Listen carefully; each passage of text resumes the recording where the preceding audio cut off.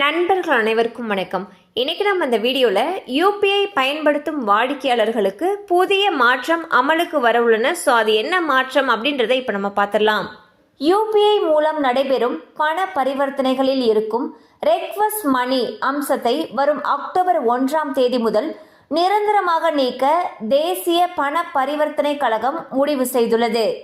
Digital பரிவர்த்தனைகளில் பாதுகாப்பை வலுப்படுத்தவும் மோசடிகளை தடுக்கவும் இந்த நடவடிக்கை எடுக்கப்பட்டிருப்பதாக என்பிசிஐ தெரிவித்துள்ளது.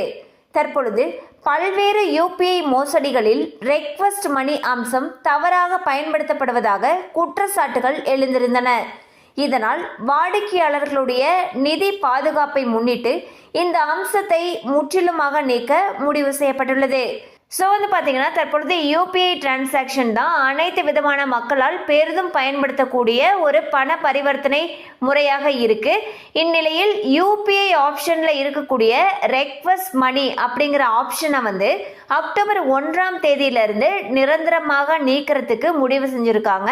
இது ஏன் இந்த முடிவு பண்ணியிருக்காங்க அப்படின்னா, பல பேர் ஒரு குற்றச்சாட்டுகளை முன் வச்சிருந்தாங்க. அதாவது வாடிக்கையாளர்களுடைய நிதி பாதுகாப்பு இல்லாமல் இருக்குங்கிற காரணத்துக்காக இந்த அம்சத்தை முற்றிலுமாக நீக்க முடிவு செஞ்சுருக்காங்க.